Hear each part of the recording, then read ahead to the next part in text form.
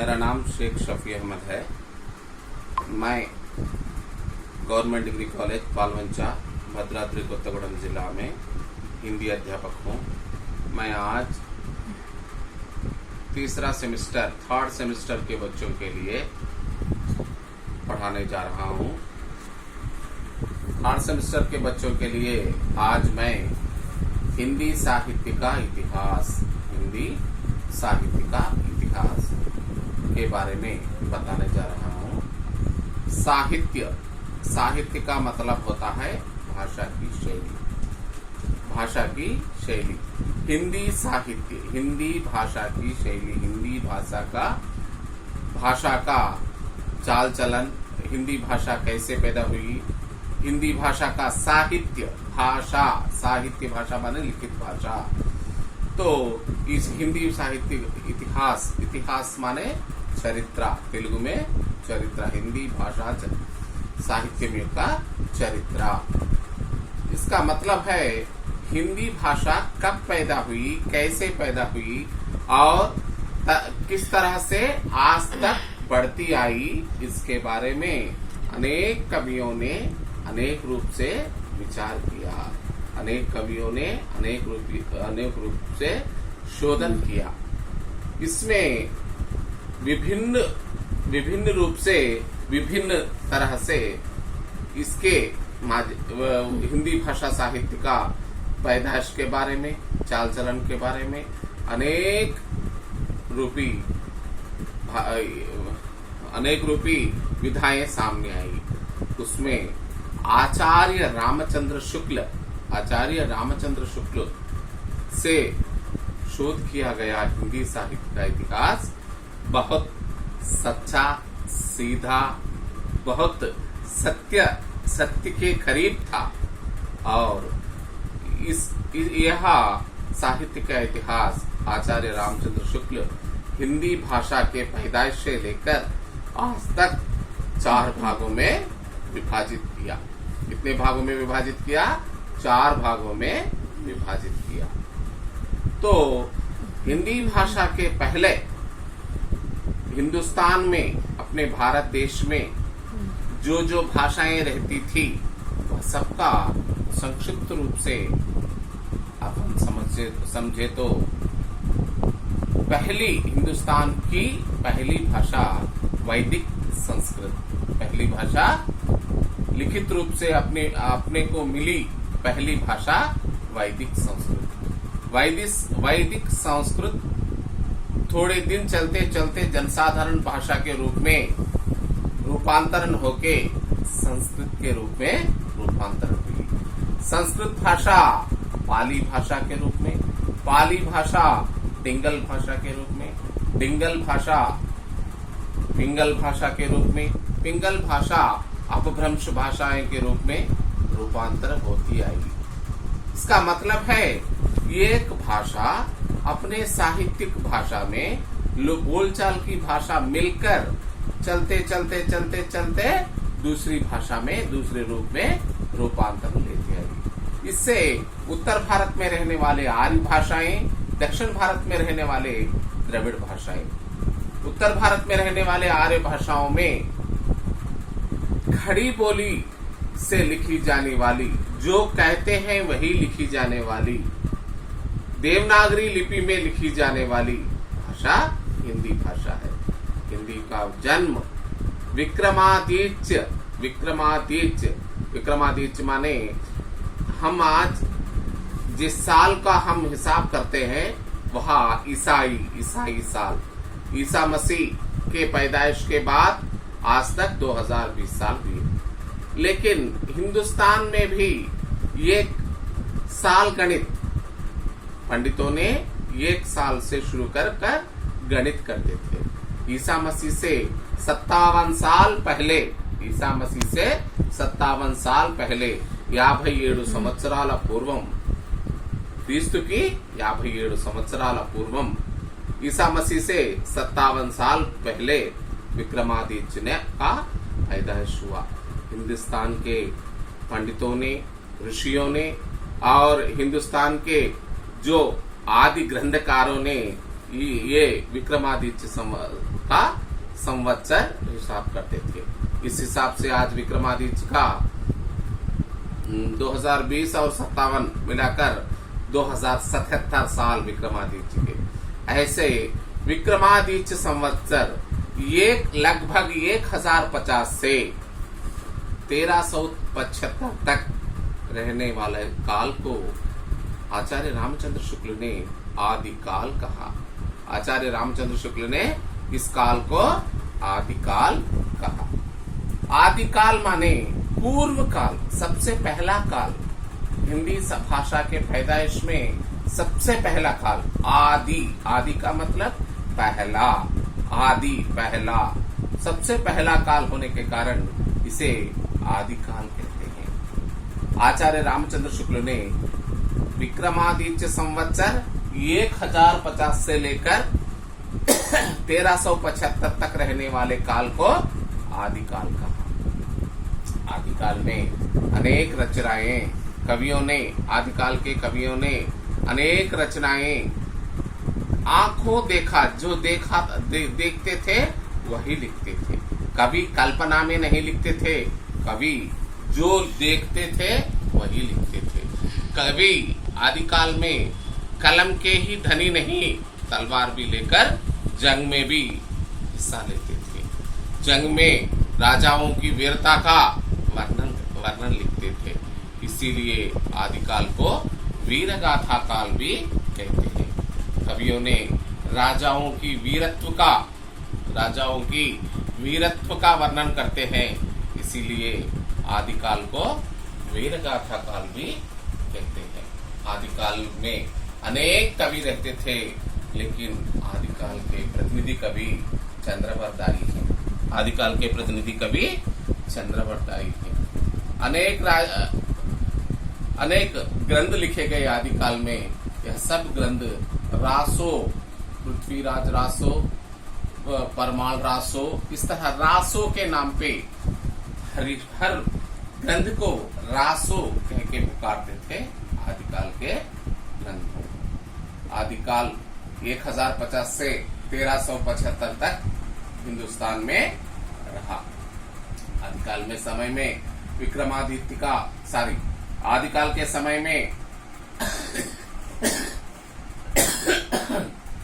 हिंदुस्तान छोटे छोटे राज्यों में बटा हुआ था।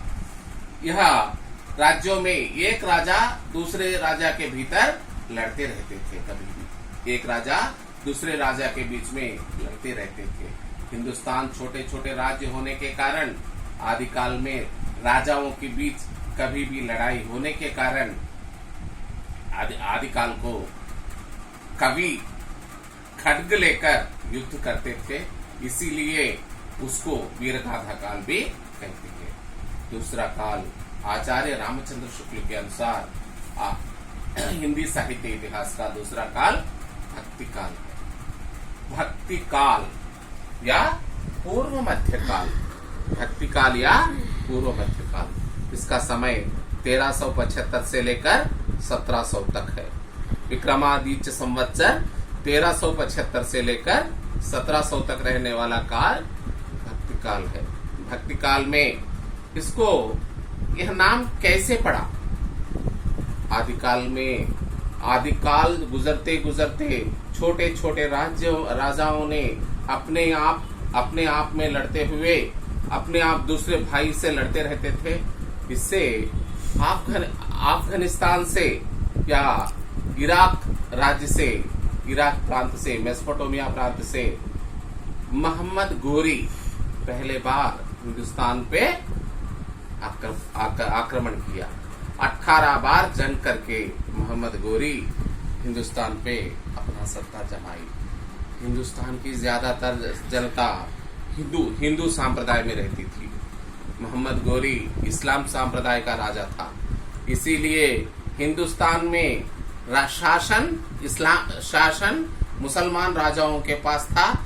शासित लोग हिंदू थे, अधिकतर हिंदू थे, मगर शासन मुसलमान राजाओं के पास था। इस तरह से मुसलमान राजाओं ज्यादातर हिंदुओं का धर्मांतरण करने लगे। इससे हिंदुस्तान में कई लोग, आदि शंकराचार्य जैसे कई लोग अपने धर्म के प्रचार के लिए धर्मगुरु बनकर समाज में घूमने लगे और अपना इस्लाम धर्म बचाए रखने के लिए राजा के लोग वह भी धर्म प्रचार करने लगे। इसीलिए ये इस काल को भक्ति काल कहते हैं, धर्म प्रचार का काल कहते हैं। भक्ति काल को आचार्य रामचंद्र शुक्ल ने 4 भागों में विभाजित किया। भक्ति काल को आचार्य रामचंद्र शुक्ल ने 4 भागों में विभाजित किया। इसमें भक्ति काल में 2 भाग प्रथम मुख्य है। यह 2 भाग में सगुण भक्ति धारा, निर्गुण भक्ति धारा, सगुण भक्ति धारा और निर्गुण भक्ति धारा। सगुण भक्ति धारा का माने भगवान को सगुण गुण रहने वाला, एक रूप रहने वाला, भगवान एक आकार रहने वाला, एक मूर्ति पूजा, भगवान मूर्ति, एक मूर्ति के रूप में, एक आकार के रूप में दिखने वाले भगवान को पूजने वाले सगुण भक्ति धारा के लोग थे। और निर्गुण भक्ति धारा भगवान को न रंग, न रूप, न विचार, भगवान एक शक्ति, अदृश्य शक्ति मानने वाले निर्गुण भक्ति धारा वाले थे। सगुण भक्ति धारा में राम भक्त शाखा और कृष्ण भक्ति शाखा। सगुण भक्ति धारा में राम भक्त शाखा और कृष्ण भक्ति शाखा। राम भक्त शाखा, राम ही भगवान है, राम ही भगवान है। राम को पूजने से ही मोक्ष मार्ग मिलता है। राम ही भगवान है, राम को पूजने से ही मोक्ष मार्ग मिलता है। राम ही सर्वजन का रक्षक है, इसीलिए राम को ही मानना चाहिए, राम को ही पूजना चाहिए। भगवान श्री राम से ही अपनी आराधना करना चाहिए। कहने वाले कवि, कहने वाले रचनाकार लोगों को राम भक्त शाखा कवि कहते थे। इसमें रामायण तुलसीदास राम भक्त शाखा के मुख्य कवि हैं। तुलसीदास राम भक्त शाखा के मुख्य कवि हैं। इन्होंने रामायण को अपनी तरह बहुत सरल रूप से तुलसी रामायण लिखी है। इन्होंने रामायण, इनसे लिखी गई रामायण, तुलसी रामायण आज भी हिंदुस्तान में बहुरूप से सरल भाषा में, जनसाधारण भाषा में रहने के कारण ज्यादा लोग पढ़ते हैं। और दूसरा सगुण भक्ति धारा में कृष्ण भक्ति धारा। कृष्ण भक्ति धारा में कृष्ण ही भगवान है, भगवान श्री कृष्ण ही भगवान। यदुवंश में पैदा हुआ कृष्ण ही भगवान है। कृष्ण को पूजने से ही मोक्ष मार्ग मिलता है। कृष्ण ही विष्णु का प्रतिरूप है, भगवान विष्णु का प्रतिरूप है। इसीलिए कृष्ण को ही पूजना चाहिए। कृष्ण को पूजने से ही मोक्ष मिलता है। इस तरह से कहने वाले कवि कृष्ण भक्ति शाखा कवि। इसमें सूरदास मुख्य है, इसमें सूरदास मुख्य है। सूरदास जन्मांध थे, जन्म पैदाइश से ही अंध थे, जन्मांध थे, बचपन से ही अंध थे। उन्होंने अपने बाल्य दशा में एक कृष्ण के मंदिर में पूजा पाठ करने के लिए कृष्ण के मंदिर में रहते थे। अनेक ऋषि पंडित मंदिर आकर पंडितों से गाए गए कीर्तनों को यहाँ अपने कीर्तनों में गाना शुरू किया। इन्होंने कृष्ण की बाल लीला को बहुत अच्छा, सूरदास जी ने कृष्ण की बाल लीला को और उनके नटखट चेष्टाओं को और गोपिकाओं से उनके संबंध को, उनके माखन चोर को, यशोदा से कृष्ण के संबंधों को सूरदास जी ने अपने सूर सागर में बहुत अच्छा लिखा है। इन्होंने कीर्तन रूपी ग्रंथ लिखा है। यह कहते थे कृष्ण ही भगवान है, कृष्ण को ही मानना चाहिए। इस तरह सगुण भक्ति धारा में 2 शाखाएं होती थी। इस तरह सगुण भक्ति धारा में 2 शाखाएं होती थी, राम भक्त धारा, कृष्ण भक्ति धारा। और निर्गुण भक्ति धारा में भगवान का कोई रंग रूप और कुछ कोई आकार नहीं होता। भगवान एक अदृश्य शक्ति है। भगवान ये अदृश्य नहीं दिखने वाली शक्ति है। इस दुनिया को पालन करने वाली शक्ति है। मानने वाले निर्गुण, गुण के बिना भगवान। यहाँ निर्गुण भक्ति धारा के कवि थे। यह निर्गुण भक्ति धारा में 2 शाखाएं होती थी, एक ज्ञान मार्गीय शाखा, 2 प्रेम मार्गीय शाखा। ज्ञान मार्गीय शाखा, दूसरा प्रेम मार्गीय शाखा। ज्ञान मार्गीय शाखा में ज्ञान ही भगवान है। मानव अगर ज्ञान पा लिया तो मोक्ष मिल जाएगा। ज्ञान पढ़ना लिखना, समाज में शोध करना, ज्ञान को समुपार्जन करना, इस तरह से ज्ञान ही भगवान है कहने वाले कवि ज्ञान मार्गीय कवि हैं। ऐसे कवियों में, ज्ञान मार्गीय कवियों में मुख्य रूप से कबीरदास आते हैं। कबीरदास बचपन में एक विधवा ब्राह्मणी के गर्भ में पैदा हुए कबीरदास लोक लज्जा के कारण विधवा ब्राह्मणी कबीरदास को नहर नामक एक तालाब के पास छोड़ दी तो नीरू नीमा नामक एक मुसलमान जुलह दंपतियों ने उसका पालन पोषण किया। वह पैदा हुआ तो हिंदू संप्रदाय में, बड़ा हुआ तो मुसलमान संप्रदाय में। इस तरह से कबीरदास ज्ञान ही भगवान है। जो ज्ञान पाता है उसको मोक्ष मिलता है, उसको सुख मिलता है, उसको इस संसार में सब कुछ मिलता है। इसीलिए हर मानव को ज्ञान पाना है कह के अपने रचनाएं किया है कबीरदास। कबीरदास की सारे दोहे बीजक नामक ग्रंथ में संग्रहित है। कबीरदास के सारे दोहे बीजक नामक ग्रंथ में संग्रहित है। यह ज्ञान मार्गीय कवि। तो दूसरे प्रेम मार्गीय कवि। प्रेम ही भगवान है। एक मानव को दूसरे मानव से प्रेम रहना चाहिए, सहानुभूति रहना चाहिए, त्याग रहना चाहिए। यह सब बोलने वाले कवि प्रेम मार्गीय कवि। इन्हें सूफी कवि भी कहते हैं। हिंदुस्तान में पूरी हिंदू संस्कृति मिली जुली रहने वाली संस्कृति, इस्लाम में सूफी कवियों में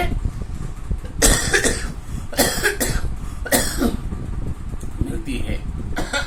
सूफी कवियों में मुख्य रूप से मालिक मोहम्मद जैसी मुख्य कवि है, प्रतिनिधि कवि है। प्रेम मार्गीय कवियों में मालिक मोहम्मद जैसी प्रतिनिधि कवि है। मालिक मोहम्मद जैसी पद्मावत की रचना की।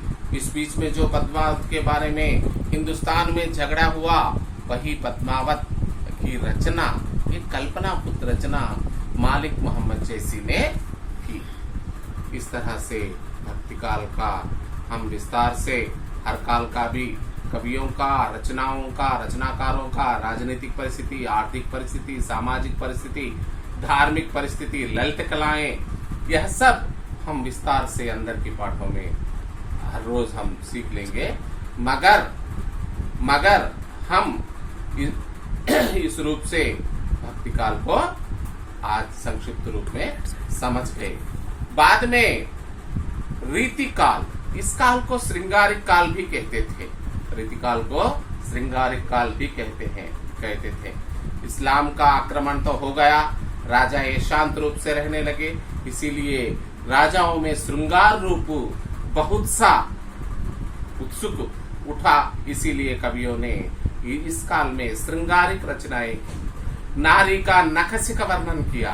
इसीलिए इस काल को श्रृंगारिक काल भी कहते हैं। यह काल के प्रतिनिधि कवि बिहारी। आखिरी काल आधुनिक काल।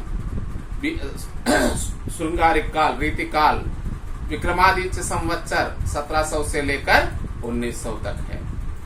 तो आधुनिक काल विक्रमादित्य संवत्सर 1900 से लेकर आज तक रहने वाला काल को आधुनिक काल कहते हैं। इस काल को गद्य काल भी कहते हैं। आधुनिक काल में ही रचनाएं गद्य रूप से लिखते थे। इससे पहले रचनाएं पद्य रूप से होती थी।